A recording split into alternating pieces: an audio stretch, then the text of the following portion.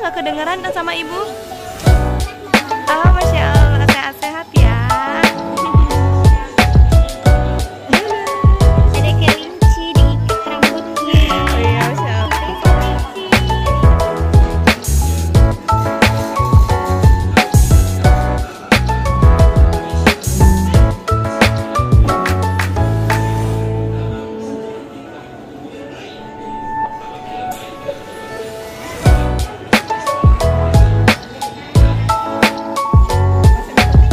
Alhamdulillah ada. Terima kasih.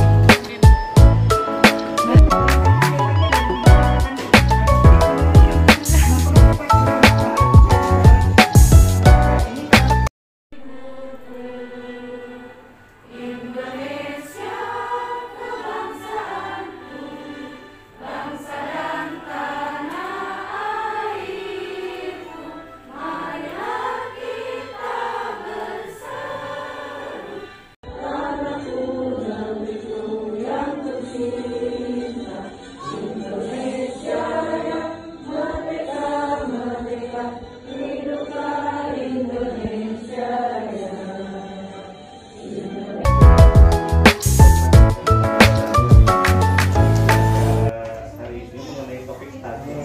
Nah, ibu-ibu udah pada tahu belum stunting itu apa? Belum ya.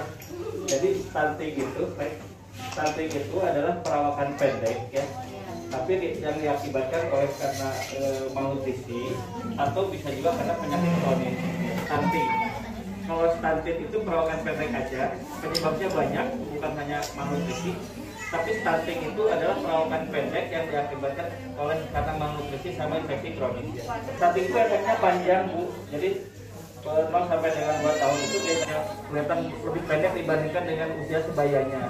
Tapi yang jadi masalah bukan pendek aja. Kalau pendek mah nggak masalah, terlalu masalah ya. Yang harusnya anaknya jadi bakatnya pinter, gitu.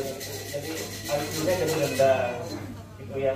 Nah, ini pada tahap awal-awal mungkin nanti anaknya jadi kelihatan kurus, kadang-kadang buncit, gitu ya, rambutnya tipis. Nanti lama-lama sudah kelamaan jadi kronis ya. Jadi perbandingan dengan teman sebaya malnutrisi ya. Jadi perawakan pendek itu banyak bisa karena familiar short stature atau bakatnya dari tapi yang harus diwaspadai itu adalah yang karena gangguan nutrisi nih. Ya udah sekitar sekian persen ya.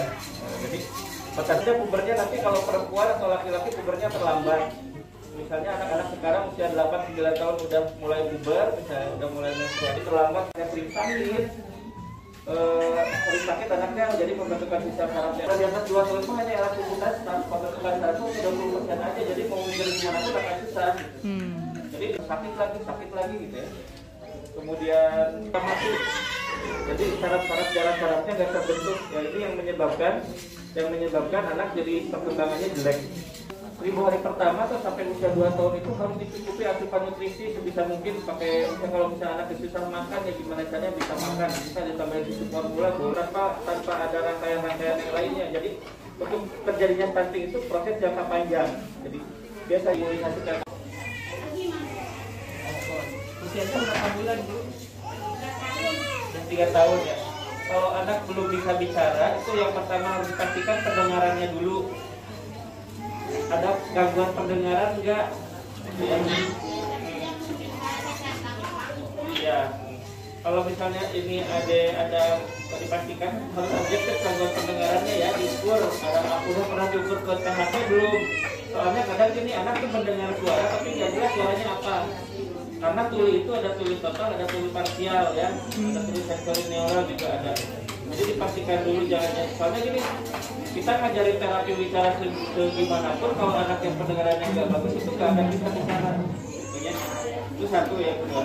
Terus yang berikutnya, apakah ada gangguan perilaku atau enggak?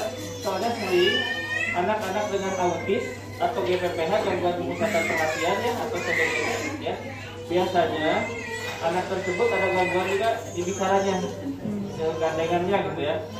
Nah terus yang ketiga, apakah anaknya ini udah bisa bicara tapi pronunciation-nya ataupun pelafalannya nggak bagus? Kalau misalnya nggak bagus itu kaitannya sama celah bibir, celah langit-langitnya biasanya gitu ya. Harus dievaluasi. Sebetulnya kalau ada celah-celah langit-langit itu bisa ke bagian gigi anak, nanti dirujuk ke Bandung, biasa ditentukan ke operasi. Yang dioperasinya dijahit, jadi anaknya nggak ada jantung siun gitu. Iya. Nah itu harus distimulasi. Nanti kan ada ke bagian fisioterapi ya sebetulnya ya.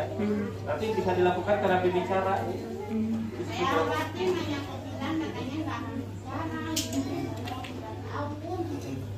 Tetap harus distimulasi, dipastikan dulu pendengarannya satu. Kalau udah anaknya mendengar bagus, di tes PHT, di tes BERA namanya ya, tes BERA. Kalau pendengarannya BERA-nya tesnya normal, ya berarti ini bisa dilatih. Jadi kalau bisa sampai tambah suplementasi bisa DHA buat ke otak ya, terus distimulasi diajarin. Terus yang berikutnya nih sering anak-anak jadi terlambat bicara itu biasanya karena keseringan main HP. Ibu-ibu di sini jangan ngasih HP sebelum anaknya bisa bicara pokoknya. Itu ya. Soalnya anak jadi terlambat bicara nanti karena keenakan main HP. Betul, Dok. Jadi nggak bisa bicara. Sekarang ini banyak fenomena speech delay. Jadi karena ibunya keenakan anak kasih HP. Terus anak rawat kasih HP. Nah itu nanti anaknya jadi telat bicara. Jadi malas bicara. Kalau misalnya mau main, ngajakin main anak, kasih aja mainan-mainan yang pertelan yang kayak gini-gini nih. Kita sambil ngajarin itu biasanya lebih anak lebih atraktif, terus bicaranya lebih bisa. Bisa jadi kayak Apanya yang celah-celahnya. Kalau misalnya ada celah-celah langit, itu harus dievaluasi. Tersering itu ada infeksi selama dalam kehamilan ya. Biasanya dari toxoplasma, dari kucing ya, kotoran kucing, rubella ya, terus cytomegalovirus, istilahnya ceknya namanya TOX ya. Jadi kalau misalnya ibu nanti mau ada planning kehamilan berikutnya, ke dokter kandungan bilang dulu, dok, anak saya dulu ada kelang bibir langit, ya, kelang langit. Saya minta di screening dulu TOR, dipastikan dulu TOR-nya negatif. Kalau TOR-nya positif diobatin dulu, biar nggak berulang lagi di anak berikutnya.